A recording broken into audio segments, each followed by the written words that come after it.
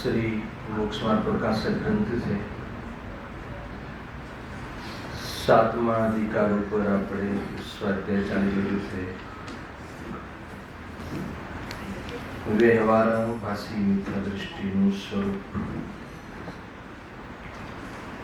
વ્યવહારાભાસ ટાળવા અર્થે વ્યવહારાભાસનો પરિચય કરાવવામાં આવે છે. પ્રયોજનની ભૂમિકા આપણી પર્યાયમાં વ્યવહાર પર ધર્મનો આભાસ થઈ ગયો હોય તો એ આભાસ મટાડવા અર્થે અહીંયા ચર્ચા કરવામાં આવી રહી છે. વ્યવહારાભાસનું સામાન્ય સ્વરૂપ શું છે? તો મોક્ષ માર્ગમાં જે પરમાર્થ નિશ્ચય મોક્ષ માર્ગની સાથે સહચારી રૂપમાં જે જીવના પરિણામો હોય છે, જે જ્ઞાનીની લાઈફસ્ટાઈલ હોય છે, અર્થાત પરમાર્થને પામવા પૂર્વમાં જે કાર્ય શુભ અનુષ્ઠાન રૂપ કાર્ય કરવામાં આવે છે, દેવશાસ્ત્ર ગુરુનું શ્રદ્ધાનાદિ વિકલ્પાત્મક શ્રદ્ધાનાદિ શાસ્ત્ર સ્વાધ્યાય વેદજ્ઞાનના પોષણ અર્થે કરવામાં આવતું શાસ્ત્ર સ્વાધ્યાય, જીવનમાં સદાચાર રૂપ પરિણામ, આ જે બધા બાહ્ય કાર્યો છે એ બધો વ્યવહાર છે, વ્યવહારનો વિષય છે. જીવ એ બધા કાર્યો તો કરે, પણ એ કાર્ય કરવાનો ઉદ્દેશ એ માધ્યમથી પરમાર્થને પામવાનો ઉદ્દેશ ન રાખે, પરમાર્થ તરફ ધ્યાન ન આપે, વિતરાગ થવા સંબંધી ઉપાય ન કરે, સ્વભાવની દૃષ્ટિનો પુરુષાર્થ ન કરે, સ્વભાવની ચર્ચા કરે પણ સ્વભાવની દૃષ્ટિ કરવાનો ઉપાય ન કરે. ખ્યાલ રાખો, સ્વભાવની ચર્ચા કરે સ્વભાવ તરફ જોવાનો એના શ્રદ્ધાનો પુરુષાર્થ ન કરે તો આ બધું જ વ્યવહાર જે છે એના બધો વ્યવહાર શું ગણાશે? મિથ્યાત્વ ગણાશે, વ્યવહારાભાસ ગણાશે. એ મૂળ સ્વરૂપ થઈ.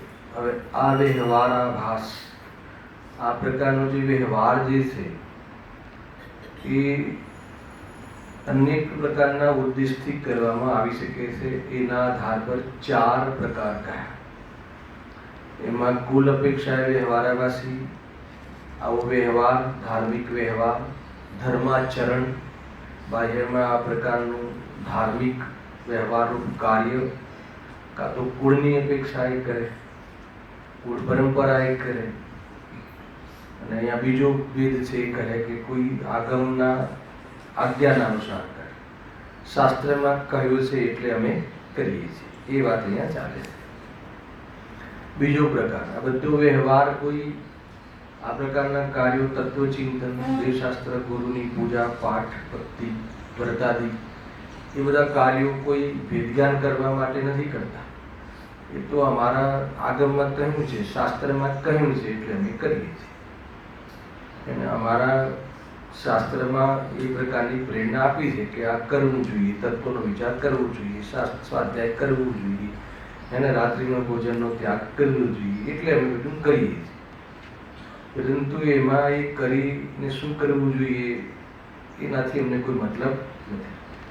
ભગવાનની આજ્ઞા છે ને, આ કરવાનું કહ્યું છે એટલા માટે અમે કરીએ છીએ. તો કહે છે કે એનો કોઈ લાભ થતો નથી. પંડિતજીએ ત્યાં કહ્યું કે પરીક્ષા કરીને કરવું જોઈએ. પરીક્ષાનો અર્થ શું લીધો હતો?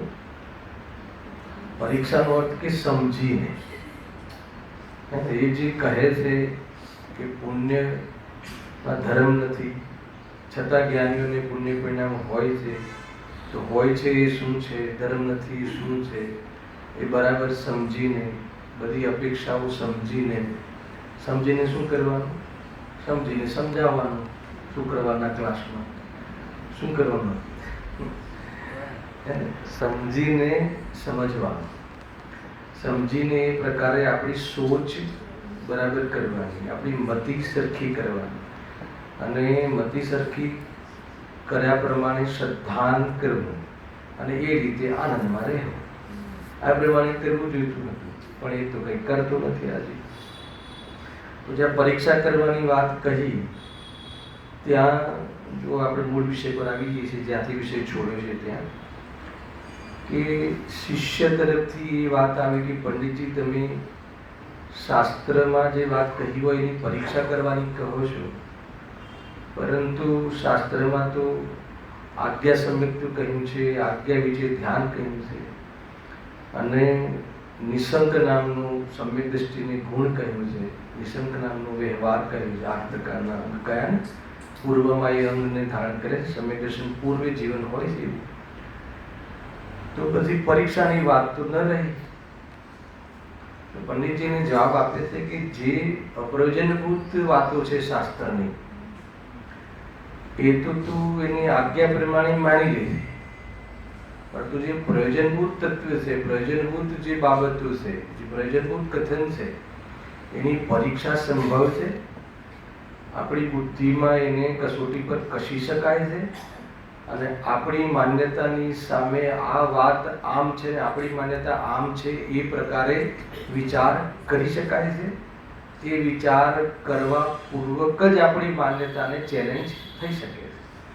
એટલે તું કહે છે કે એનો તો તું વિચાર કરજે છે. એને લઈને પ્રશ્ન આપણે લાસ્ટ ટાઈમ જે કર્યો હતો એ ત્યાંથી આગળ વધીએ છીએ કે શાસ્ત્રોમાં પરસ્પર વિરુદ્ધ કથન તો ઘણા છે, તો કોની પરીક્ષા કરવી? એ કહી દીધું ને, પ્રયોજનભૂત વાત છે, પ્રયોજનભૂત તત્વ છે, પ્રયોજનભૂત તત્વનું નિરૂપણ છે, એ સંબંધી તો પરીક્ષા કરવી જોઈએ. એનું લિસ્ટ આપી દેજો. મોક્ષ માર્ગમાં આપણું પ્રયોજન શું છે? મોક્ષ માર્ગ પ્રગટ કરવો, મોક્ષ માર્ગમાં પ્રવર્તન કરવું. અગર જો તારે મોક્ષ માર્ગમાં પ્રવર્તન કરવું હોય તો મેરુ પર્વતની ઊંચાઈ શું છે એને એમાં બહુ દિમાગ લગાવવાની જરૂર નથી, પરંતુ દેવ શાસ્ત્ર ગુરુ અથવા દેવ ગુરુ ધર્મ કહ્યું ને, જીવાદી તત્વ, જીવાદી 7 તત્વ, બંધ માર્ગ, મોક્ષ માર્ગ પ્રયોજનભૂત છે. આટલી વસ્તુ તો તારે સમજીને, વિચારીને, તર્કની કસોટી પર કસીને, હે ને, કે ભાઈ તમે મોક્ષમાં સુખ કહો છો, પણ અમને તો સંસારમાં સુખ લાગે છે. તો સંસારમાં સુખ લાગે છે એ શું છે, અને મોક્ષમાં સુખ છે એ શું છે, અથવા અમે જેને સુખ સમજીએ છીએ એ સુખ શું છે, અને ઇન્દ્રિય સુખ સમજીએ છીએ એ શું છે, અને જે અતિન્દ્રિય સુખ તમે કહો છો, જ્ઞાની અતિન્દ્રિય સુખને પ્રાપ્ત થયા છે એ શું છે, એ સંબંધી વિચાર કરવો જોઈએ. એ સંબંધી આ ડિફરન્ટ કેમ છે એનો વિચાર કરો. એનું નામ પરીક્ષા કરવી. અને પરીક્ષા કરવાનો અર્થ આ છે, બરાબર? માટે તેની તું પરીક્ષા અવશ્ય કરવી. અને જે શાસ્ત્રોમાં એ સત્ય કહ્યા હોય, અને જે શાસ્ત્રમાં વિતરાગતામાં ધર્મ કહ્યું હોય, જે શાસ્ત્રમાં શુભાશુભ ભાવમાં ધર્મ નથી એમ કહ્યું હોય, જે શાસ્ત્રમાં આવા પ્યોર કથનો હોય તત્વ સંબંધી, એની બાકી બધી વાતો આજ્ઞા સમજીને માની લીધી. આ એ મેં કહ્યું છું. અને જે શાસ્ત્રોમાં એ સત્ય કયા હોય તેની સર્વ આજ્ઞા માનવી. બરાબર છે? માનીએ છીએ કે નહીં આપણે? બરાબર છે? સર્વ આજ્ઞા માનવી એમ કહ્યું છે ઋષભ. હે ને? જે સદાચારમાં ધર્મ નથી, હે ને, એ છોડાવીને સુભાવ તરફની દૃષ્ટિ છોડાવીને વિતરાગ સ્વભાવ પર દૃષ્ટિ કરાવી છે, એવા શાસ્ત્રની ચરણાનુયોગની વાત પણ માનવી એમ કહે છે. રાત્રિ ભોજનના ત્યાગમાં ધર્મ નથી એમ જે શાસ્ત્રમાં કહ્યું હોય એની વાત રાત્રિ ભોજનનો ત્યાગ કરવાની વાત પણ માનવી એમ કહે છે. ખ્યાલ કે નહીં? બે વાતો માનવાની ને. રાત્રિ ભોજનનો ત્યાગ કર્યો એમાં ધર્મ નથી એ વાતે માનવી, છતાં રાત્રિ ભોજનનો ત્યાગ જ્ઞાનીઓને હોય છે, એવો વ્યવહાર હોય છે, એ પણ માનવું. ખ્યાલમાં આવે ને? બે વાતો છે કે નહીં? બધી વાત માની, એમાં તો માની લેવું. પછી એમાં આમ છે ને તેમ છે ને અમારે તો મુંબઈમાં સંભવ નથી ને કેવી રીતે પોસિબલ છે ને હજુ એ તો આગળની ક્રિયા છે ને એ તો ઉપરની ભૂમિકાની ક્રિયા છે ને એમ કરીને તું હે ને એ રીતે છે. એ અહીંયા કેવું છે ટૂંકમાં બીજી બધી બાબતોમાં જે પ્રમાણે ભગવંતોએ કહ્યું છે માની લેવું. અને આ જે સાત તત્વની વાત પણ ભગવંતોએ કહ્યું છે એટલે સાચી છે એવું તો માનવું છે, પણ એ સાચી છે તો એને આપણા જ્ઞાનમાં, આપણા જે સ્વરૂપમ જ્ઞાનમાં એને સિદ્ધ કરવું, પ્રૂવ કરવું. પ્રૂવ ક્યાં કરવું? આપણી માનસિક બુદ્ધિમાં એને સિદ્ધ કરવું એમ અહીંયા કહે છે. અને એ સિદ્ધ કરીને શું કરવું? તો કે સિદ્ધ કર્યા પછી જ્યારે એ વાત સિદ્ધ થાય, એ સાધ્યની સિદ્ધિ થાય કે આમ જ છે, તો પછી પ્રતીતિ આપણી જે ખોટી છે એ ખોટી પ્રતીતિ છૂટવી જોઈએ. બસ છૂટવી જોઈએ કે છોડવી જોઈએ? જે કેવું હોય કહો. છૂટવી જોઈએ, છોડવી જોઈએ, છૂટે છે, છૂટી જાય છે, એને શબ્દ મલચ નહીં બને. કારણ કે મેં પ્રાય જોયું છે અરવિંદ કે લોકો છેલ્લે પછી આ શબ્દ ઉપર આવી જાય છે કે તું છૂટી જાય છે. અરે છૂટી જાય છે એમ કહો તો એ છૂટવાથી મતલબ છે ને તને. છૂટી જાય છે એમાં છૂટે કે તું છોડે છે એમાં છૂટે. અમને તો એ છૂટી જાય એમાં રસ છે. એટલે ખોટી દૃષ્ટિ તૂટવી જોઈએ. બસ વાત એક જ છે. એ શું કહે? સર્વજ્ઞા માનવી, સર્વ આજ્ઞા માનવી તથા જેમાં એ અન્યથા પ્રરૂપ્યા હોય, જે પ્રયોજનભૂત તત્વમાં ગડબડ કરતા હોય અને એમાં કોઈ પોતાના વિષય કસાયને પોષવા માટે, પોતાની કોઈ મનોગત કલ્પનાને પોષવા માટે, પોતાનો રાગ પોષવા માટે, સંબંધ પોષવા માટે હે ને કાંઈ પણ પ્રરૂપણ કરતા હોય, આ બધા એંગલ છે જે સાત તત્વ સંબંધી, દેવશાસ્ત્ર ગુરુ સંબંધી અન્યથા પ્રરૂપણ કરવા પાછળનો એમના પાછળનું મેલ હોય છે. એની પાછળ આટલું મોટું પાપ હોય છે હે ને. મને એમ લાગે કે આ સમાજમાં થોડીક દેવીઓને દેવતાઓને માને છે તો આપણે થોડુંક દેવી દેવતાઓને પણ અહીંયા હે ને સમર્થન કરી દઈએ તો એ તો આ સમાજ મારું માન રાખે છે અને આ સમાજ મને ઊંચા આસને બેસાડે છે તો એમની એ લોકોની માન્યતાઓ આ ટાઈપની છે ભોજન સંબંધી, દેવી દેવતાઓ સંબંધી, તો થોડુંક સમર્થન કરી દેવું. કાંઈ નહીં, હમણાં તો હોય, પછી તો એનો અભાવ કરો, અત્યારે તમે આત્મા કરો એમ કહીને સમર્થન કરી દેવું. થતું હોય છે ને આ બધું એ રીતે છે. હા, તો એની કોઈ બી વાત ન માનવી, એની અપ્રયોજનભૂત વાત બી એની વિશ્વાસ ન કરવો એમ કહે છે. હવે જુઓ, સાચા દેવ શાસ્ત્ર ગુરુની અથવા જે વિતરાગી હોય એની વાત માનવાની વાત કહે છે. જેમ લોકમાં જે પુરુષ પ્રયોજનભૂત કાર્યમાં જૂઠ બોલતું નથી તે પ્રયોજન રહિત કાર્યમાં કેવી રીતે જૂઠ બોલશે? ખ્યાલ? જેને એમાં નફો નુકસાન થતું હોય એ વાતમાં ખોટી સલાહ નથી આપતો, તો જેને નફો નુકસાન સાથે સંબંધ નથી એવી વાતમાં ખોટું કેમ થાય? ખ્યાલ? કોઈ વાત એવી આપણી વચ્ચે મેટર બની હોય કે એમાં મને બહુ મોટું નુકસાન થઈ જતું હોય તો બી હું તમને સાચી સલાહ આપું કદાચ હું તમારી એ સલાહ આપતા એને મારો જ બિઝનેસ જતો રહેતો હોય તો પણ હું સાચી સલાહ આપું, સમજ આવે ને? માનો કે અર્પિત તમારા ત્યાં કોઈ સીએ કામ કરે છે, કોઈ તમારા સ્ટાફમાં, એ તમારી સલાહ લેવા આવે, તમે તેને 50,000 કે લાખ રૂપિયા પગાર આપો છો, સલાહ લેવા આપે કે ભાઈ મારે હવે સ્વતંત્ર પ્રેક્ટિસ કરવી છે, તો તમારે મને યોગ્ય સલાહ આપો. હવે તમે હેલો, તમને અંદર થાય કે આને સલાહ આપીશ, વાત તો એ સાચી છે કે એની પ્રેક્ટિસ કરે, એની 500-600 પોતાની અલગ ફાઇલો કરે તો એનું જીવન જરા સમૃદ્ધ થાય. સલાહ તો આ સાચી છે, પણ એમાં તમારે નોકરી, એની તમારી નોકરી છોડવી પડશે. હવે તમે કહો કે નહીં ભાઈ મંદી બહુ છે, અત્યારે અમે બી તકલીફમાં છીએ, તારું નહીં ચાલે તો અહીંયા જ કર, તો કે એવું કરીએ આપણે? એને સાચી સલાહ આપીએ. ભલે આપણને ખ્યાલ છે કે આપણી આ નોકરી હવે છોડવાની વાત છે, પણ એને કહેશું નહીં, વાત તો સાચી એ જ છે કે તારે પોતાનું કામ કરવું. જ્યારે તમે આ બાબતમાં એને સાચી સલાહ આપતા હોય તો પછી એ અન્ય કોઈ વાત લઈને આવે એના ઘરની કે જેની સાથે તમારે સંબંધ નથી, એમાં તમે ખોટું કેવી રીતે બોલો? ખ્યાલ આવે મારું જે કહેવાનો ભાવ છે એ બતાવવું જોઈએ. જેમ લોકમાં જે પુરુષ પ્રયોજનભૂત કાર્યમાં જૂઠ બોલતો નથી, તો એ પ્રયોજન રહિત કાર્યમાં કેવી રીતે જૂઠું બોલશે? તેમજ જે શાસ્ત્રોમાં હવે સિદ્ધાંત ઘટાડે છે, તેમજ જે શાસ્ત્રોમાં પ્રયોજનભૂત દેવાદિકનું સ્વરૂપ અન્યથા કહ્યું નથી, હે ને? વિતરાગી દેવ બતાવ્યા છે, હે ને? દેવ તો વિતરાગી જ હોય. ભગવાન કંઈ આપે નહીં, હે ને? જ્યારે તો એ વાત આપણા પક્ષમાં છે કે એ વાત આપણા વિપક્ષમાં છે? ખ્યાલ આવે કે નહીં?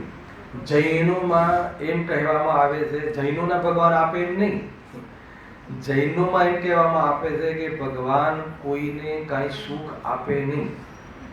સુખ કેવી રીતે પ્રાપ્ત થાય એ બતાવે ખરા, અને એ બી તો બતાવવાની ઈચ્છા હોય નહીં, પણ એમને જે પુણ્યના ઉદયવશ દિવ્યતની ખરે અને એમાં વાત સત્ય આવે ને આપણે સત્ય લાગે તો એમને બતાવી એમ કહેવાય.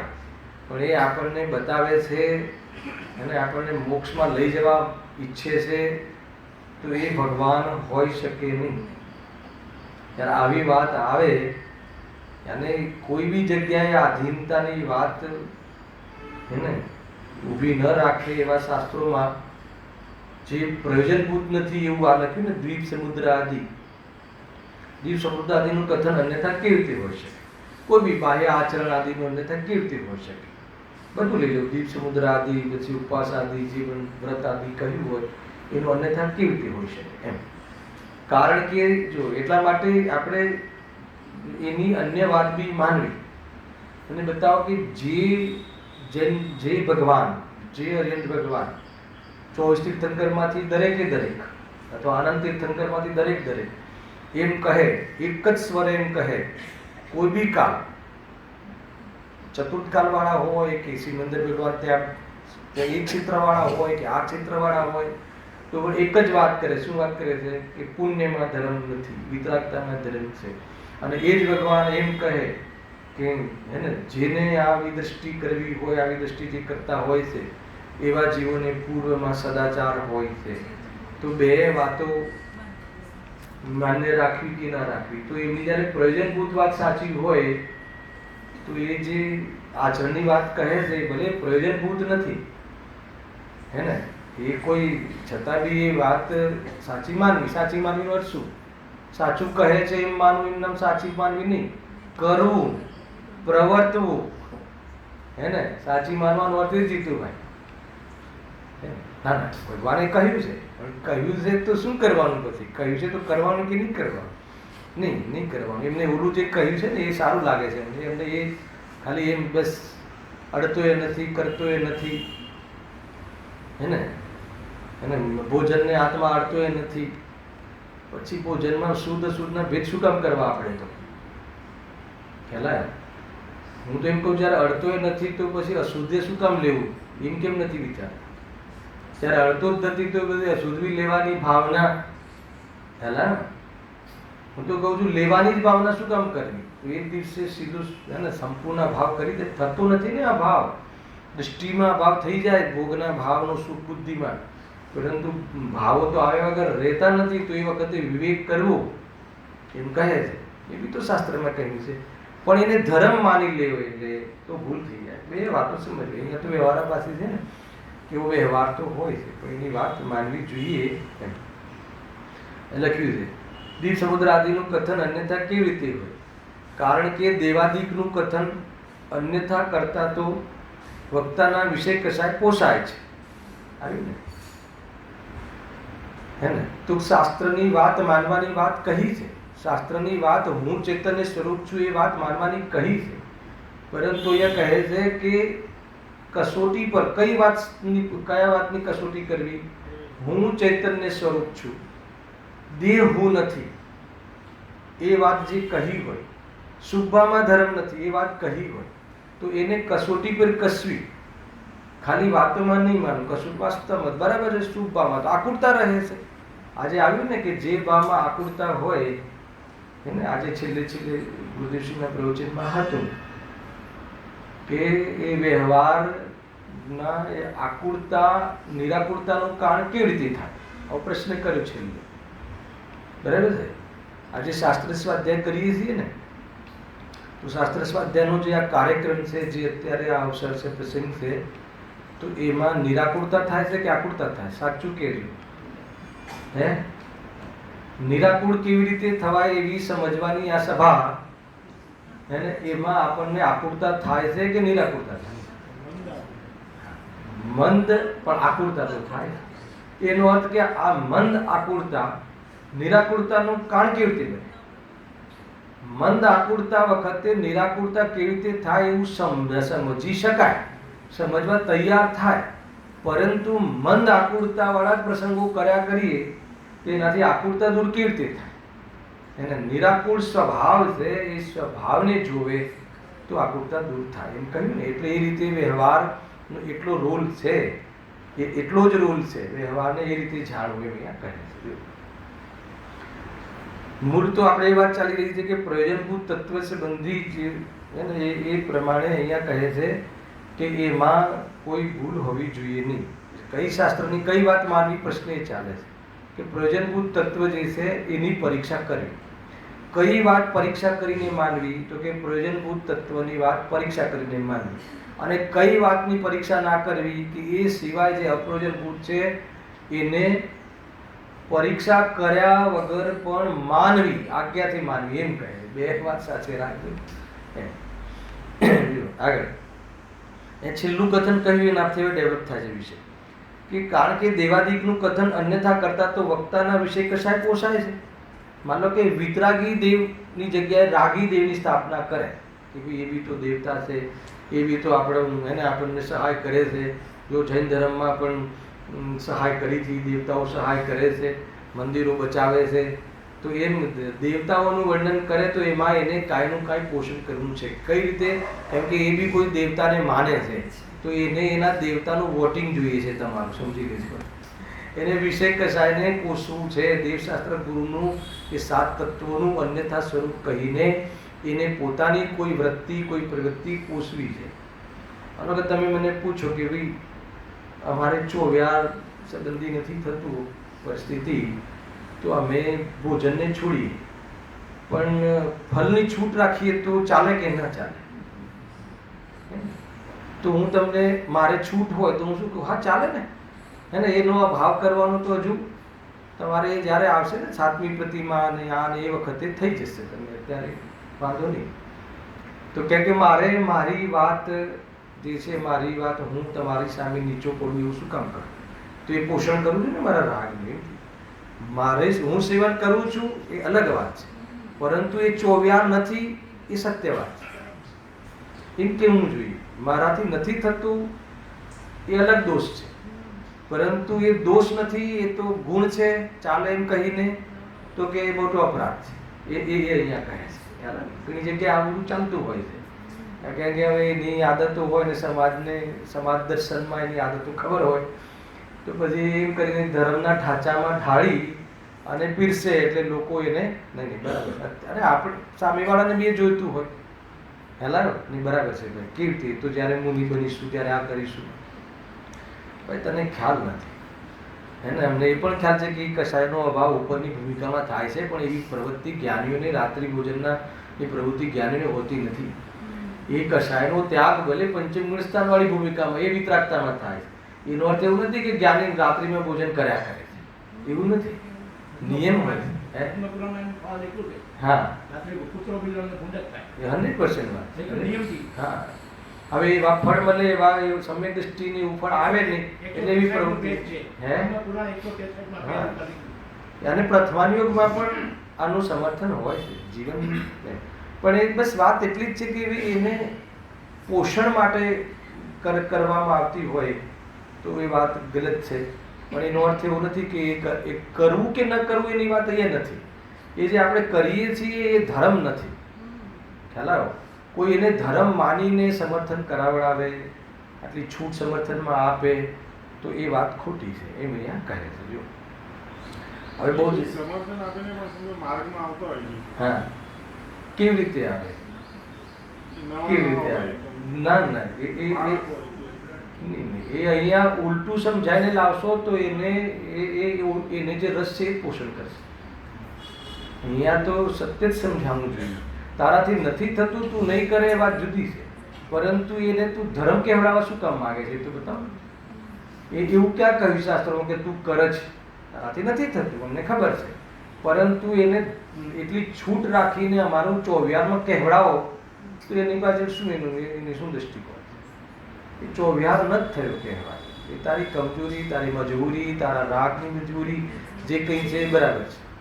એની અમને એનો બી વાંધો નથી. અરે એ મજબૂરી જાણે તો એ તત્વ અભ્યાસ કરી શકે, પરંતુ નહીં આને બી અમને તમે કંઈક રાખો તો એ ધર્મ ક્યારેય નહીં કરે. એ પછી એવું જ શું છે કે આપણે ધર્માત્મા દેખાવડાવવું જ છે, તો બનવું નથી.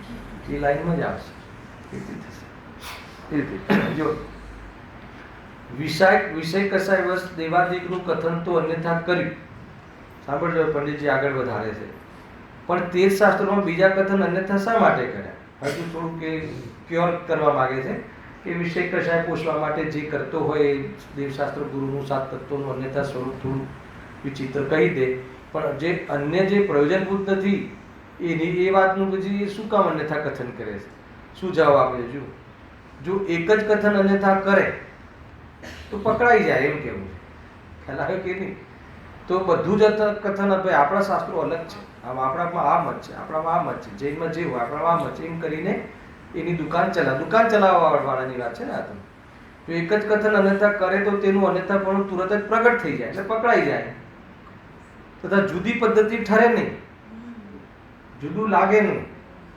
માનો કે આ બહુ મોટા રોગ છે. આપણને એવું લાગે કે પંડિતજી આ કેવું, માનો કે હું તમને કોઈ નિરૂપણ કરું, અરે ઇવન શુદ્ધની બી વાત કરું, પણ શુદ્ધની વાત એવી જોરદાર તમને મારે કંઈક ગુરુદેવશ્રી બી કહે છે એનાથી બી મને સૂક્ષ્મ ખબર છે એવું મારે બતાવવું હોય હે ને, તો હું પછી એને અલગ રીતે એને નિરૂપણ કરું. પણ પછી પકડાઈ ના જાઉં તો મારું ઓર એનું ડેવલપ કરવું પડે. આ બધી માનસિક બહુ ગડબડ બીમારી છે, એને ઓર બધી બાબતો એને એમાં ઉમેરવી પડે. આ રીતે છે. જો આગળ આવે છે આ બધી બાબતો, ત્યાં ચર્ચા કરીશું. તથા જુદી પદ્ધતિ ઠરે નહીં એટલે આ જુદું આજે બી ચાલે છે ને આ રોગ, કંઈક અલગ કોઈ આ બધા. હું તો કહું છું કે ગુરુદેવશ્રી હજારો પ્રવચન કર્યા, એમાં અલગ વાત ક્યાં? એકને એક વાત રિપીટ, એકને એક વાત રિપીટ, એકને એક વાત રિપીટ. તો કેમ એક રિપીટ કરે છે? કેમ કે વાત જ એક છે. હલાવ્યું કે નહીં? પણ તારે એને હટીને કંઈ અલગ કરવું છે. ભલે ભાષા અલગ હોય, ભલે ભક્તિના માધ્યમથી કર, તું પદ્ય ગદ્ય જે બી કર, પણ વસ્તુ જુદી ના હોય. પણ કે અલગ કરવું છે ને એને. તથા જુદી પદ્ધતિ ઠરે નહીં, તે માટે ઘણા કથન અન્યથા કરવાથી જુદી પદ્ધતિ ઠરે. ત્યાં તુચ્છ બુદ્ધિ ભ્રમમાં પડી જાય છે, હે ને? એને તો ભ્રમ કરાવવો છે ને, અથવા એને ભ્રમ કરાવવો એટલે એને તો એનું વર્ચસ્વ રાખવું છે, એને તો એની દુકાન બરાબર ચલાવી છે એમ. એ રીતે ભ્રમમાં પડી જાય છે કે આ પણ મત છે, આ પણ મત છે. ખ્યાલ? એટલે અમારામાં આ પણ વાત છે, અમારામાં આ પણ આમ છે.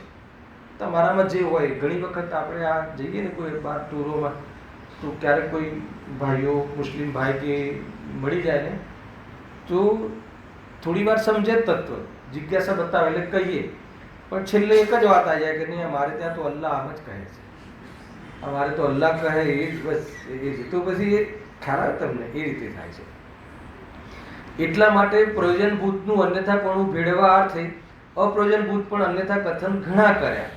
હવે જો થોડું કેવી ચતુરાય, કેટલી માયાચારી. તથા પ્રતીતિ કરાવવા અર્થે કોઈ કોઈ સાચા કથન પણ કર્યા. હે ને? હવે થોડાક હવે ભાઈ ચોરી ન કરવી જોઈએ, વ્યભિચાર છોડવો જોઈએ, એને તો એવી જાતિના થોડાક કથનો બી કરવા જોઈએ ને. તો એ અમારે ત્યાં બી ચોરીનો નિષેધ કર્યો છે, અમારે ત્યાં બી હિંસાનો નિષેધ કર્યો છે. એ રીતે થોડાક કથનો નાખી દે, એ અહીંયા કહે છે. પરંતુ ચતુર હોય તે ભ્રમમાં પડે નહીં. જો આ પરીક્ષા કરવાનું કેમ કહે છે, છેલ્લે એક જ કથનમાં સમેટો વિષય. પ્રયોજનભૂત કથનની પરીક્ષા કરી જેમાં સત્ય ભાષે તે મતની સર્વજ્ઞ માને. પ્રયોજનભૂત કથન મેઇન.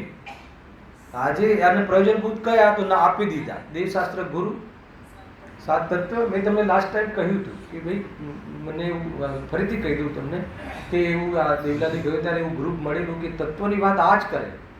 શ્રીમદજીના પત્રો શું એમાં તો ખોટ જ નથી કાંઈ, એ જ કરે. પરંતુ દેવ સંબંધી કોઈ બી મંદિરમાં દર્શન કરે, શ્વેતાંબર મંદિરમાં બી લઈ જાય, દિગંબરમાં બી લઈ આવે, વિતરાગી દેવના બી દર્શન કરાવે ને ત્યાં બી લઈ જાય.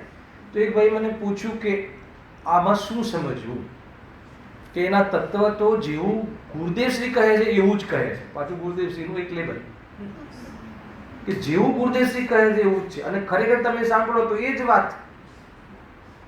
તો મને બતાવો કે તમે કીધું એ કે બતાવો કે તો પછી એ હવે જે શ્વેતાંબર વિતરાગી મુદ્રા ના હોય, રાગી મુદ્રાના દર્શન કરે તો એને સાત તત્વ સંબંધી નિરૂપણ ભલે કરતો હોય, પણ સાત તત્વ સંબંધી જે વાત છે એની શ્રદ્ધા એની સાચી કે ખોટી ખ્યાલ આવે કે નહીં, કેવી રીતે સંભવ. મારા ઓફિસમાં બી આવું થાય છે. હે ને? અમે આપણે કાંઈ બી દેવશાસ્ત્ર ગુરુને વચ્ચે નહીં લાવો તમે. હાલ તત્વ અભ્યાસ, તત્વની વાત કરો કે ભાઈ મોહ હોય તો દુઃખ થાય, है ना? अपना मानते हैं ना, हम अपना मानते हैं इसलिए दुख होता है, તરત જ બેસી જાય છે.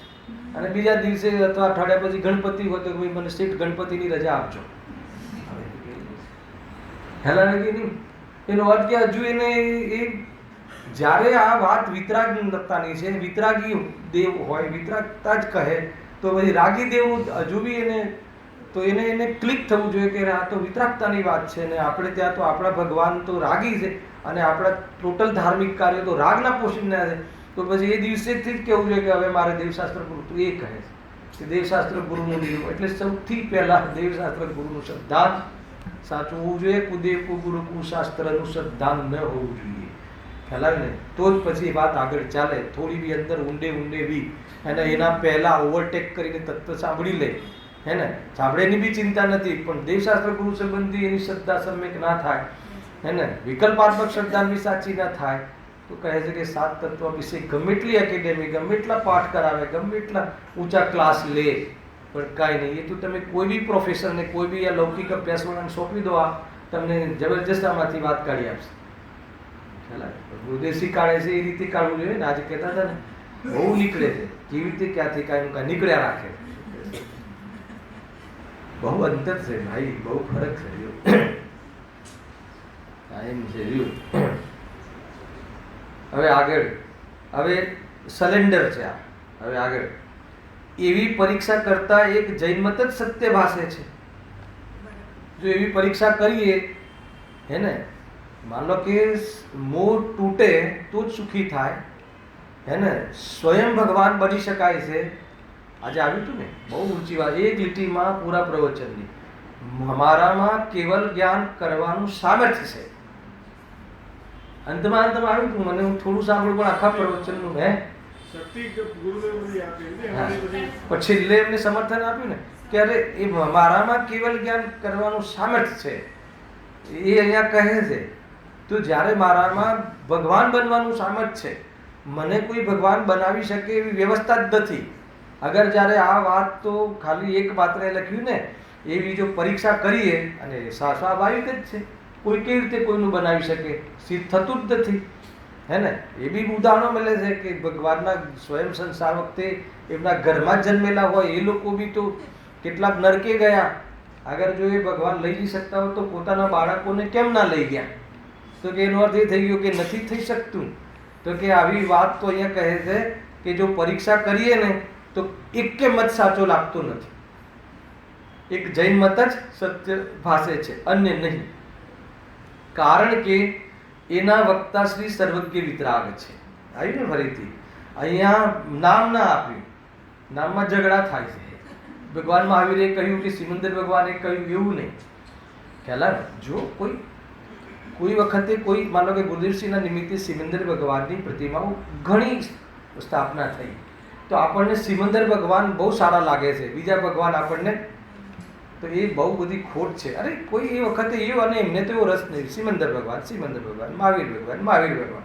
આપણે તો સર્વજ્ઞ વિતરાગતા ભગવાન જે છે ને, સર્વજ્ઞ વિતરાગ એટલે આપણે ત્યાં એને ગુણોની પૂજા છે, આપણે ત્યાં વાસ્તવમાં વ્યક્તિત્વ મહત્વ છે. હે જે વિતરાગ સર્વજ્ઞ હોય એ મારા ભગવાન છે. હાલા એ રીતે તો વક્તા શ્રી સર્વજ્ઞ વિતરાગતા છે. તેઓ જૂઠ શા માટે કહે? એ પ્રમાણે જીન આજ્ઞા માનવાથી જે સત્ય સિદ્ધાંત થાય તેનું નામ આજ્ઞા સમ્યક્ત્વ છે. પ્રશ્ન કર્યો હતો ને, આજ્ઞા સમ્યક્ત્વ કેવી? આપણે તો કહ્યું છે ને આજ્ઞા સમ્યક્ત્વ છે, ભગવાનની આજ્ઞા માનવી એનું નામ સમ્યક દર્શન. તો કહે છે કે એનો અર્થ આટલો બધો થાય છે કે આજ્ઞા એ જ તત્વની માનવી કે સાચા તત્વની, પણ પરીક્ષા કરીને આજ્ઞા માનવી. એ લખ્યું છે અહીંયા જો. એ પ્રમાણે જીન આજ્ઞા માનવાથી જે સત્ય સિદ્ધાંત થાય અથવા સત્ય સિદ્ધાંત પૂર્વક જે આજ્ઞા માની એનું નામ શું કહેવાય? આજ્ઞા તો માની પણ સિદ્ધાંત કર્યું ને, સમ્યક સિદ્ધાંત કર્યું તો આજ્ઞા માની કહેવાય. એમ અહીંયા કહેવું છે. તો એ સમ્યક્ત્વનું નામ આજ્ઞા સમ્યક. ખ્યાલ આવ્યો? હવે આજ્ઞા શબ્દની મુખ્યતા ન રાખો અને ખાલી શ્રદ્ધાને સમ્યક દર્શન કરવું છે એમ કહો તો બી એમાં બી તત્વની શ્રદ્ધા આવશે. અને તત્વની શ્રદ્ધા કરી પ્રભુ, તો કઈ રીતે તમને આ તત્વ શ્રદ્ધા કરવાનો ભાવ આવ્યો? તો કે ભગવાનની આજ્ઞા એટલે ભગવાનના નિરૂપણમાં ઉપદેશ. આજ્ઞા એટલે ઉપદેશ. ખ્યાલ આવ્યો ને? તે ઉપદેશમાં એ વાત આવી હતી અને મેં એવું શ્રદ્ધાન કરી લીધું. તો તમે આજ્ઞાની ઓરથી કહો તો ભગવાનની આજ્ઞા માની કહેવાય, ઉપાદાનની ઓરથી કહો તો મેં એવું શ્રદ્ધાન કર્યું કહેવાય. હે ને? તો ઉપાદાનની ઓરથી તો ખરેખર મેં શ્રદ્ધાન કર્યું, પણ આ શ્રદ્ધાન કર્યું એના માર્ગદર્શન જેનું લીધું હતું એની ઓરથી કેવું હોય તો ભગવાનની આજ્ઞા માની કહેવાય. તો એ સમ્યક્ત્વને ઉપચારથી આજ્ઞા સમ્યક્ત્વ કહેવાય છે. એ અહીંયા કહે છે. જુઓ, એક તો એ વાત થઈ. હવે આજ્ઞા વિચેનું નામ આપ્યું હતું. હે ને? આજ્ઞા વિચે એટલે ધ્યાન. હે ને? તો અહીંયા કહે છે તથા ત્યાં એકાગ્ર ચિંતન હોવાથી તેનું જ નામ આજ્ઞા વિચે છે. જેની દ્રષ્ટિ થઈ એમાં એકાગ્ર છું એટલે એ ધ્યાનને પણ શું કહેવાય? બધામાં ભગવાનની આજ્ઞા મુખ્ય કેમ કહી? કેમ કે એ અનુસાર અમે પ્રયાસ કર્યો. એટલા માટે એ ધ્યાનનું નામ પણ આજ્ઞા વિચય, યાની એ શ્રદ્ધાનું નામ પણ આજ્ઞા સમ્યક્ત્વ કહ્યું. હવે ત્રીજો શબ્દ એને કહ્યું છે ને પ્રશ્નમાં, પેજ નંબર 220 માં પ્રશ્ન છે ને, ત્રીજું શું કહ્યું હતું? નિસંગિત અંગમાં જીન ચિહ્ન સંશય કરવાનો નિષેધ છે. નિસંગિત અંગ છે ને સમ્યક દર્શન ને, અને 8 અંગ તો વાસ્તવમાં 8 અંગ રૂપ લાઈફસ્ટાઈલ છે. તો એ લાઈફસ્ટાઈલ પૂર્વમાં હોય છે અને એ પછી જ્યારે સમ્યક દર્શન થાય ત્યારે આ સાચા અંગ જ્ઞાનીને છે એમ કહેવાય છે. તો હવે એનો વારો આવશે. જો હવે જો એમ ન માનીએ અને પરીક્ષા કર્યા વિના ને હજુ આને પોષણ કરે છે, હજુ લઈ લઈએ આને, હજી આને પોષણ કરે છે સંશયનું એના પછીના પેરેગ્રાફમાં. બરાબર છે? જો અહીંયા શું કર્યું? એકાગ્ર ચિંતન હોવાથી તેનું જ નામ આજ્ઞા વિશે ધર્મ ધ્યાન છે. જો ભગવાને આજ્ઞા કહી, ભગવાને જે ઉપદેશ કર્યો, ઉપદેશ એટલે આજ્ઞા, ઉપદેશ કર્યો અને એ રીતે શ્રદ્ધાન કર્યું તો મારું કાર્ય થયું. તો અમે એ સમ્યક્ત્વને આજ્ઞા સમ્યક્ત્વ કે એ જ્ઞાનનું આજ્ઞા વિશે નામ આપ્યું. જો એમ ન માનીએ અને એમ જ માનીએ કે એની શ્રદ્ધાન બધાની વાત કચ્છ નહીં, આપણે તો એમ માનવું કે ભાઈ ભગવાને કહ્યું છે એટલે હું ભગવાન છું, ભગવાને કહ્યું એટલે હું દેહ નથી, એમ માનીને રહેવું, તો હવે જુઓ તો શું દોષ આવશે. જુઓ, જો એમ માનીએ અને પરીક્ષા કર્યા વિના માત્ર આજ્ઞા માનવાથી સમ્યક્ત્વવાદ ધર્મ ધ્યાન થઈ જાય. ખ્યાલ આવ્યો? શું કહે છે ફરીથી? જો એમ ન માનીએ અને પરીક્ષા કર્યા વિના માત્ર આજ્ઞા માનવાથી સમ્યક્ત્વવાદ ધર્મ ધ્યાન થઈ જાય તો જે દ્રવ્યલિંગી આજ્ઞા માની મુનિ થયો છે તથા આજ્ઞા અનુસાર સાધન વડે દ્રવ્ય સુધી જાય છે તેને મિથ્યા દ્રષ્ટિપણું કેવી રીતે રહે? ખ્યાલ આવ્યો કે ના આવ્યો? જો તમે ખાલી આજ્ઞા માનવાથી જ આજ્ઞા સમ્યક્ત્વ કહો અને આજ્ઞા માનવાનું નામ પરીક્ષા કર્યા વગર આજ્ઞા માનવાનું નામ તમે સમ્યક્ત્વ કહો, અને અમે જેમ કહ્યું આગળ કે ભગવાનને આજ્ઞાનો અમે નિષેધ નથી કરતા, પણ આજ્ઞાનો નિષેધ તો છે જ નહીં, પણ જે આજ્ઞા કરી એ પ્રમાણે શ્રદ્ધાન કરવાનું કે નહીં કરવાનું અને શ્રદ્ધાન કરવાનું એનું નામ જ પરીક્ષા કરીને માન કહેવાય. આવી રીતે મેં પહેલા સ્થાપના કરી હતી, અનુભવ કરીને પ્રમાણ કરજો. અનુભવ કરવું એનું નામ જ વાસ્તવમાં ભગવાનની આજ્ઞા માની કહેવાય. બરાબર? અગર જો એ રીતે તમે ના માનો અને તમે જેમ કહો છો એમ જ ખાલી કે ભગવાને કહ્યું છે, આ લખ્યું ને, પરીક્ષા કર્યા વગર જ અમે તો માની લીધું છે કે અમે તો હું ચૈતન્ય છું, અમારે કઈ પરીક્ષા કરવી નથી. ભેદ પરીક્ષા કરવી નથી એટલે ભેદ જ્ઞાન કરવું નથી, એને સમજવું નથી, એની કસોટી પર કસવું નથી. એ પ્રમાણે આપણે ભેદ જ્ઞાન કરીને સ્વભાવનું પોષણ કરવું નથી. આપણે તો ભગવાને કહ્યું છે કે હું તો ભગવાન જ છું, મારામાં રાગ પેદા થતો જ નથી, હું તો ત્રણેય કાળે પરિપૂર્ણ છું, રાગ મને અડતો જ નથી, દેહ મારામાં છે જ નહીં, અને હું વાસ્તવમાં બસ એક મારામાં આત્મા જ જણાય છે, અને પરને હું તો જાણતો જ નથી, મારે તો પરને જાણવાની મગજમારી નથી. બસ તો હવે શું કરશો? હું તો એક આત્મા છું. તો કે એવું માની લેવું, પણ એવું માની લેવાથી પર જાણવું બંધ થતું નથી. એક, એવું માનવાથી શરીર મળવા બંધ થઈ જતા નથી. બે, એવું માની લેવાથી શરીરનું લક્ષ થઈને રાગ જે થાય છે એનો અભાવ થતો નથી. ત્રણ, તું મને બતાવ કે દુઃખી રહેવાના કારણનો એક પણ અભાવ થતો નથી. ખ્યાલ આવે કે નહીં? તો હવે શું કરવાનું? તો કે શ્રદ્ધા કરવાની, વિચાર કરવાનો, કસોટી પર કસવાનું, ભેદ જ્ઞાન દ્વારા એ વાતની મારી માનસિકતામાં સિદ્ધિ કરવાની, મારી બુદ્ધિ જે ખોટી છે એને પડકારવાની, અને સાચી બુદ્ધિમાં પહેલા સાચું કરવું, અને મતિ સરખી કરવી, અને મતિ સરખી થાય તો શ્રદ્ધાન પછી તૈયાર થાય છે, શ્રદ્ધાન કેળવાય છે. એ રીતે શ્રદ્ધાને પોષણ મળે છે સાચું, તો પછી વાત આગળ ચાલે છે. તો એ બધું કરવાના નામે આ બધું કરવાનું છે, એ અહીંયા કહે છે. જો અને જો તમે કહો છો એમ માનીએ તો શું આવે? તો જો આજ્ઞાકારી, તો સૌથી ઉત્કૃષ્ટ આજ્ઞાકારી કોણ છે અજ્ઞાનીઓમાં? દ્રવ્યલિંગી, હે ને? એનું ટોટલ જીવન જેવું ભાવલિંગી સંકુ જીવન છે, બાહ્ય જીવન, નિરતિચાર, મહાવ્રત પાલન આદિ, શું બાકી છે? સ્વાધ્યાયમાં, જ્ઞાનમાં બી ઉત્કૃષ્ટ કોટીનું જ્ઞાન છે, માની લો બધું જ બરાબર જાણે છે, તો પછી એને મિથ્યાત્વ કેમ રહે? અચ્છા, અગર ભગવાનની આજ્ઞાથી સમ્યક તો થઈ જતું હોય, આજ્ઞા સમક તો તમે કહો છો, તો ભગવાનની આજ્ઞા માનવામાં કસર બિલકુલ નથી રાખી. કોને? હા, તો પછી એને તમે પ્રથમ ગુણસ્થાન વર્તી મિથ્યા દ્રષ્ટિ કેમ કહો છો? અગર જો એ ભગવાનની આજ્ઞા માની જ લીધી, આજ્ઞા પ્રમાણે બધું માનવાનું જ સમ્યક તો કહેવાતું હોય, તો શાસ્ત્રમાં તો કહે છે કે હજુ એને મોક્ષનો અધિકારી નથી. અને જે 96,000 રાણીની વચ્ચે રહે છે, એને 6 ખંડને જીતવા જાય છે, 6 ખંડનો સ્વામી છે, હે, અને એને તમે કહો છો એની આત્મદ્રષ્ટિ છે, 6 ખંડ પર દ્રષ્ટિ નથી, એને 96,000 રાણીના ભોગોમાં સુબુદ્ધિ નથી, તો તમે એને કહો છો કે મોક્ષનો અધિકારી છે. અને આને સંપૂર્ણ ત્યાગ છે, એને વસ્ત્રનો ટુકડો પણ નથી, એને કોઈ ભોગની પ્રવૃત્તિ પણ નથી, અને બિલકુલ બધું ધર્મ ધ્યાન જેવી ધાર્મિક ક્રિયાઓમાં બધી આગમ અનુસાર કરે છે, તો એ આગમની આજ્ઞા અનુસાર કરે છે, તો પણ એને સમ્યક નથી. તો કહે છે કે માત્ર આજ્ઞા માનવાથી સમ્યક તો થતું નથી.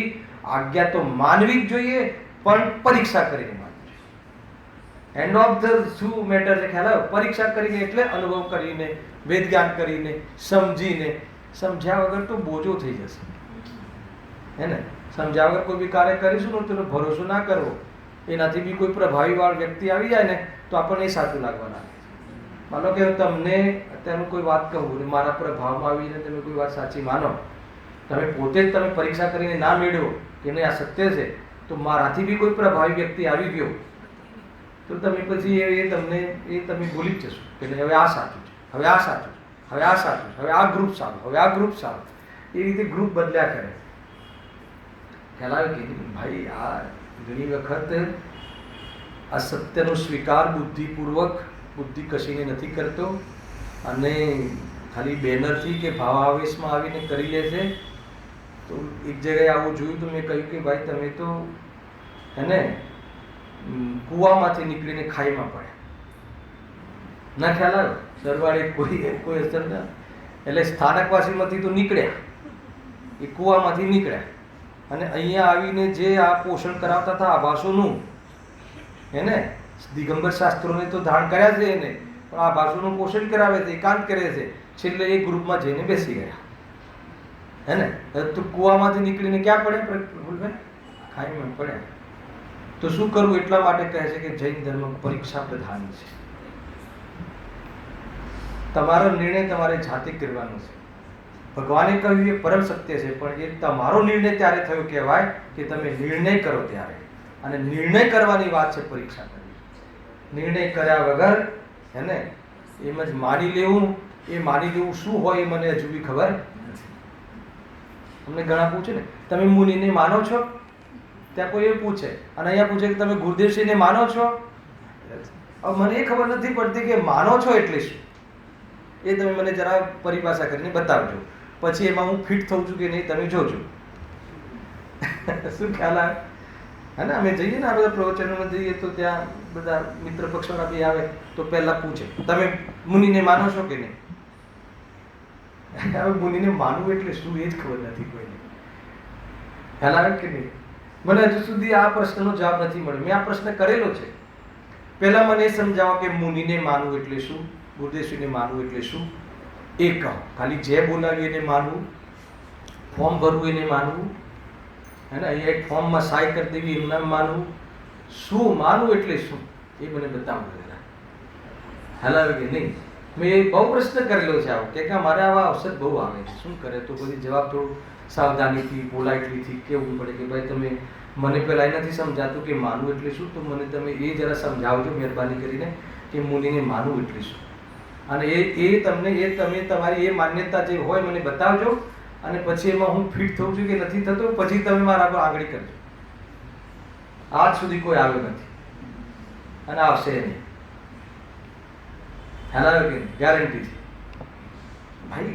સમજણ જ નથી પડતી આપણને શું છે માનવું એ પરીક્ષા કરીને માનવું, પરીક્ષા કરીને માનવું. અહીંયા તો ભાઈ ભગવાને જે વાત કહી એ વાત સત્ય છે, વિશ્વાસ છે એટલે તો અહીંયા છીએ.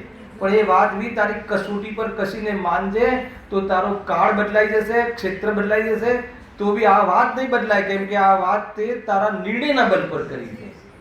તારા નિર્ણયના બલ પર કરેલી વાત હશે તો તારું કામ થશે. અને માતાજી કહે છે સંસ્કાર પડીએ. હા, નિર્ણયના બલ પર કરેલી વાત હશે તો તું નહીં તો ફસાઈ જઈશ, હે ને.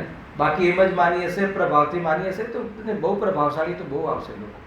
વાણીમાં ચાતુર્ય હશે, ભક્તિ જોરદાર બોલતા હશે, અને તમને આમ પ્રભાવિત કરી દે. અષ્ટસહસ્રીની ગાથા, અષ્ટસહસ્રીનું નામ આવે ને તમને 511 નંબરનું પાનું ને 1001ની ગાથા ને આ એટલે પતી ગયું કે આ ભાઈ જ સાચો, આ ભાઈ જ આગમવાળો છે. પતી મને બતાવો. મેં તો બહુ વખત રજનીભાઈ વાત વિચાર કર્યો છે. કોઈ બી એમ કહે ને બે વાત મળે, આ વાત આગમમાં કહી છે, કોઈ કહે આ વાત ગુરુદેવસિંહ કહી છે, પણ કોઈ એમ કહ્યું કે આગમમાં ક્યાં કહી છે એ બતાવો. હું તો કહું જ છું કે ભાઈ આગળમાં કહી છે, ભાઈ કયા શાસ્ત્રમાં કઈ ગાથામાં કહ્યું છે જરા મને મોકલાવજો. હું કોટેશન મારે પોતે વાંચીશ, અને પોતે વાંચ્યા પછી બી એ કયા અભિપ્રાયથી કહ્યું છે એ સમજીશ. પછી કેટલાક સાધર્મી કે ગુરુજનો પાસે એનો વિચાર કરીશ અને પછી સ્વીકારીશ. બસ ધવલામાં કહ્યું છે, ધવલામાં કહ્યું છે, ધવલામાં કહ્યું છે. હવે ધવલાની બુક જ નથી એની પાસે. હેલા કે નહીં? હું એને કહું કે મારી પાસે બધી 38 બુક છે, તું કહે ધવલાને કઈ બુક છે, આજે જ ઉતારીને વાંચીશ. ખરેખર કેવું શાસ્ત્રની સાથે સામે કહું. આવું કઈ વાર બને છે કે ભાઈ ધવલામાં કહ્યું છે ને, તો કે ધવલામાં કહ્યું છે, બુક નંબર બોલ, પાના નંબર બોલ, હું જ વાંચીશ. આ રીતે આ નામ પરીક્ષા છે. બરાબર. અને પછી એ કહ્યું છે તો હવે આ કહ્યું છે તો એની આગળ પાછળની ગાથાઓ વાંચો, કયા સંદર્ભમાં કહ્યું છે, હે ને. જાણે છે તો કયા સંદર્ભમાં કહ્યું છે, નથી જાણતો તો કયા સંદર્ભમાં કહ્યું છે, એ સંદર્ભને નક્કી કરો. બસ એક જ જામ એક ગેટું ચાલે એની પાછળ બધા ચાલે તો કે એ માર્ગને પામવાનો ઉપાય નથી.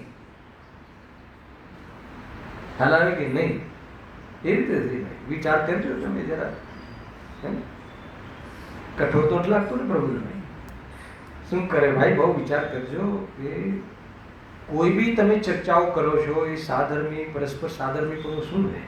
આ ચર્ચા જે કરી રહ્યા છીએ એ સત્ય છે કે નહીં એ કઈ રીતે નક્કી કરશો? તમારે નક્કી કરવું પડશે. ખ્યાલ આવે કે નહીં? એટલે સાધર્મીનો પરસ્પર પ્રેમનો એ જ છે કે એકબીજા જોડે ચર્ચા કરવી પડશે. બધું છે જો. હા જો હા, તેને મિથ્યા દ્રષ્ટિકોણ કેવી રીતે રહ્યું માટે કંઈક પરીક્ષા કરવી. કંઈક પરીક્ષા કરવી એટલે શું? કઈ પરીક્ષા કરી આજ્ઞા માનવાથી જ સમ્યક્ત્વ ધર્મ ધ્યાન થાય છે. કઈ પરીક્ષા એટલે શું કે હેગે ઉપાદેય પૂર્વક હેગે ઉપાદેય વાળી ચાલ ચાલવી પડશે. એ અગર એ રીતે પરીક્ષા હે છે તો કેવી રીતે છે, ઉપાદેય છે તો કેવી રીતે છે, જ્ઞેય છે તો કેવી રીતે છે, તો આ ભિન્ન છે તો કેવી રીતે છે, અને મારું કહ્યું છે તો કેમ કહ્યું છે, ને પાછું મારું નથી કહ્યું તો કેમ કહ્યું છે, હે જ્ઞેય કેવી રીતે હે છે અને કેવી રીતે ઉપાદેય છે. અગર એ પ્રકારે સમજીને માન્યા નહીં માને તો કામ નહીં થાય. લખ્યું ને કઈ પરીક્ષા કરીને આ રીતે કઈ પરીક્ષા કરવાની છે, હે કે ઉપાદેયરૂપ પરીક્ષા કરી આજ્ઞા માનવાથી. જો આજ્ઞા માનવાનું તો રાખ્યું, પણ આજ્ઞા માનવાનું કઈ રીતે, હે કે ઉપાદેય પ્રમાણે હે ને, હે કે ને ઉપાદેયની ચાલ શું છે. સાત તત્વ તો વાંચ્યા, સાત તત્વની પરિભાષા કરી, પણ હે આશ્રવ હે છે, સંવર નિજરા એકદેશ ઉપાદેય છે, મોક્ષ પૂર્ણ ઉપાદેય છે, જીવ શુદ્ધાત્મા એને આશ્રયભૂત ઉપાદેય છે, બાકી બધું જ્ઞેય છે. તો આ કેવી રીતે આ બેસે છે, આ કેવી રીતે આ પ્રમાણે છે, એ પ્રમાણે અગર જો એ પ્રમાણે વિચારે નહીં અને વિચાર કરીને પોતાની મતિને સરખી કરે નહીં તો ભગવાનની આજ્ઞા માની કહેવાય નહીં. એમ માનવાથી જ સમ્યક્ત્વ ધર્મ ધ્યાન થાય છે. લોકમાં પણ કોઈ પ્રકારથી પરીક્ષા કરીને પુરુષની પ્રતીતિ કરે છે. લોકમાં બી કોઈ બી વસ્તુ માનીએ તો આપણે એની પરીક્ષા તો કરીએ છીએ એ રીતે. હવે ત્રીજો પોઈન્ટ બી લઈ લઈએ છીએ. અહીંયા ત્રીજો પોઈન્ટ છે ને પેલો કે ભાઈ પ્રશ્ન હતો ને આજ્ઞા સમ્યક્ત્વ કહ્યું છે, આજ્ઞા ધ્યાન કહ્યું છે, આજ્ઞા વિચય કહ્યું છે અને નિશંક બી કહ્યું છે. તો કે એટલે મારી પરીક્ષા કરવાની કોઈ વાત ઊભી રહેતી નથી. તો બે માં તો એને ક્લિયર કરી દીધું પંડિતજીએ. હવે ત્રીજી વાત વળી તે કહ્યું કે જીન વચનમાં સંશય કરવાથી સમ્યક્ત્વમાં શંકા નામનો દોષ થાય છે. અને સમ્યક દ્રષ્ટિ તો નિશંક હોય છે. અને જો શંકા કરે તો ગુરુદેવશ્રીના જે પ્રવચન છે ને એમાં કોઈ પ્રશ્ન પૂછ્યો છે કે આ કુનકુન દેવજી તો ગયા હતા ને વિદેશ ક્ષેત્રમાં, તો કેમ ગયા હતા? મળવા ગયા હતા ભગવાનને કે ફરવા ગયા હતા? હેલો, અરે એમને કોઈ તત્વ સંબંધી આશંકા થઈ, તો શું એમને જૈન ધર્મ પર શંકા હતી? આ વાત ગુરુદેવશ્રીના પ્રવચનમાં હું અત્યારે સવારે જ વાંચીને આવ્યો. એટલે શું કહ્યું છે, હું વાંચીને આવ્યો નથી, બતાવું વાંચીને આવવું જોઈએ એ કહેવું છે. ના ખ્યાલ આવ્યો? બરાબર છે ને? નેક્સ્ટ ની કभी વાંચીને આવજો. કાલે નથી પ્રવચન, કાલે વાંચજો ખરા હે ને, કાલે બીજે પ્રવચન છે કોઈ પ્રસંગમાં. સમજમાં આવ્યું? અર્પિત વાત ખ્યાલમાં આવી રીતે જો. વળી તે કહ્યું કે જીન વચનમાં સંશય કરવાથી સમ્યક્ત્વમાં શંકા નામનો દોષ થાય. હવે જવાબ આપે છે તરત જ, પણ ન માલુમ આ કેમ હશે એવું માની નિર્ણય ન કરીએ ત્યાં શંકા નામનો દોષ થાય છે. શંકા કોને કહેવાય ખબર છે? શું હશે ન જાણ્યા કેમ હશે એમ કરીને છોડી દે. સંશય વિપર્ય અનધ્યવસાય. અનધ્યવસાય બી એક મિથ્યા જ્ઞાનનો ભેદ છે. હશે આ તો પંડિતોની વાત છે, એક કહે કે થાય છે કે નથી થતો. આપણે તો કોઈ નિર્ણય કર, આપણે તો આપણે જે માનીએ છીએ ને, આપણે ભગવાન આપણું ભલું કરે છે આપણે માનો, તો એ કહે છે કે તો એને એ નિર્ણય નથી કરતો તો શંકા છે. અહીંયા કહે છે એવું માની ન માનું આમ કેમ હશે એવું માની નિર્ણય ન કરીએ ત્યાં શંકા નામનો દોષ થાય. તથા જો નિર્ણય કરવા માટે વિચાર કરવા જ સમ્યક્ત્વમાં દોષ લાગે, સાંભળજો જોરદાર વાત કહી છે, તથા જો નિર્ણય કરવા માટે વિચાર કરતા જ સમ્યક્ત્વમાં દોષ લાગે, હે ને, આપણે નિર્ણય કરવા આપણે કોઈ બી વસ્તુ પૂછીએ, ભગવાનને પૂછીએ કે ભાઈ અથવા ગુરુને પૂછીએ કે સાહેબ આ કેવી રીતે છે, તમે જે કાલે કહ્યું હતું કે ભગવાન આત્મા ત્રિકાળી ધ્રુવ, ભગવાન આત્મા હું છું. હવે કાલે બીજા દિવસે ફેર ગુરુદેવજીને પૂછીએ કે સાહેબ આ કેવી રીતે છે, તો આપણે એમની વાત પર શંકા કરી કહેવાય કે નિર્ણય કરવા માટે પૂછ્યું કહેવાય? એ અહીંયા કહે છે. તો કહે છે કે તથા જો નિર્ણય કરવા માટે વિચાર કરતા જ જો સમ્યક્ત્વમાં દોષ લાગે તો અસહસ્રીમાં આજ્ઞા પ્રદાની કરતા પરીક્ષા પ્રદાનીને ઉત્તમ શા માટે કહે? આગળ લખ્યું જુઓ, પૂછના આદિને સ્વાધ્યાયના અંક કેવી રીતે કહ્યા છે કે નહીં? પૂછના, વાંચના, અનુપ્રેક્ષા, આમનાએ, ઉપદેશ, સ્વાધ્યાયના 5 પ્રકાર. તમે સ્વાધ્યાય કરો છો હર્ષદભાઈ? એમાંથી આ 5 અંક પૂર્વક કરો છો? આમાં 5 અંગમાંથી કયું અંગ તમારી પાસે છે? જો આમાંથી એક બી અંગ ના હોય ને તો સમજી લો સ્વાધ્યાય નથી. ભાઈ બહુ છે. મતાર્થ, ગાતાર્થ, ભાવાર્થ, નયાર્થ, હે ને, અન્વયાર્થ તો ભાવાર્થ અર્થ આવી ગયો ને, ગાથાર્થમાં અન્વયાર્થ આવી ગયો. ગાથાર્થ એટલે ગાથાર્થ પછી મતાર્થ. મતાર્થ કયા મતનું ખંડન, કયા મતનું મંડન. નયાર્થ કયા નયનું કથન છે. અને પછી ભાવાર્થ. હા, એમાં કેટલાક કોમન ફેક્ટર છે. તો કોઈ બી એક લીટી વાંચો, એમાં આટલું લગાવો છો. કોઈ એક લીટી વાંચી તો એનો અર્થ શું, શબ્દાર્થ શું છે, એનો ભાવાર્થ શું છે, આમાં મતાર્થ શું છે, કયા નયનું કથન છે. અમારે તો ભગવાને કહ્યું છે, ગુરુદેવશ્રીએ કહ્યું છે, અમારા માટે ટ્રેડમાર્ક નહીં ચાલે, એ નહીં ચાલે એમ એ કહે છે. સ્વાધ્યાયની પદ્ધતિ એ રીતે નથી ભાઈ, સમજો. કોઈ કહે કે આટલું બધું કરીને વાંચીએ તો પછી ક્યારે પૂરું થાય? તો કે પૂરું શું કામ કર્યું, શું પૂરું કર્યું? હું કહું છું એક પેરેગ્રાફ, એક ગાથા આ પ્રમાણે સ્વાધ્યાય કરી લેવામાં આવે શૈલેષભાઈ, તો બતાવો કામ થાય કે ના થાય? તો આખો સમયસાર વાંચીને 19 વારના ગ્રંથ વાંચીને સમ્યક દર્શન થાય એ મોટું સમ્યક દર્શન, કે એક શબ્દમાં સમજાઈ જાય સમ્યક દર્શન થાય એ મોટું સમ્યક દર્શન? અરે એમાં કોઈ નાનું મોટું છે જ નહીં. સમ્યક દર્શન તો સમ્યક દર્શન. જેટલું કરો એટલું પરફેક્ટ કરો, એમ કેવું છે. જેટલું કરો એટલું પરફેક્ટ કરો. ક્વોન્ટિટીની મતલબ નથી, ક્વોલિટી મતલબ છે. આ લૌકિક ન્યાય છે બધા. જો આગળ લખ્યું છે, જુઓ, પ્રમાણ નય વડે પદાર્થોનો નિર્ણય કરવાનો ઉપદેશ શા માટે આપ્યો છે? પ્રમાણ નય અધિગમ જ. સમજ આવે ને? અરે જે ગાથામાં એમ લખ્યું છે ને કે ભાઈ હે ને, પ્રમાણ ક્યાં ગયું, નય ક્યાં ગયા, નય લક્ષ્મી ક્યાં ગઈ, અમને ખબર નથી. અને એ જ કહે છે કે પ્રમાણ નય વડે પહેલા તું નિર્ણય કરજે, નિર્ણયની ભૂમિકામાં, નહીં તો ફસાઈ જઈશ, એમ એ કહે. માટે પરીક્ષા કરી આજ્ઞા માનવી યોગ્ય છે. અહીંયા સુધી પૂરું થયું. હજુ કેટલાક 2-3 પ્રશ્નો છે, એના પછી ઓર ત્રીજો પ્રકાર ઓર ખતરનાક આવે છે, એની ચર્ચા આપણે નેક્સ્ટ શનિ રવિ કરીશું. સહેજાનંદી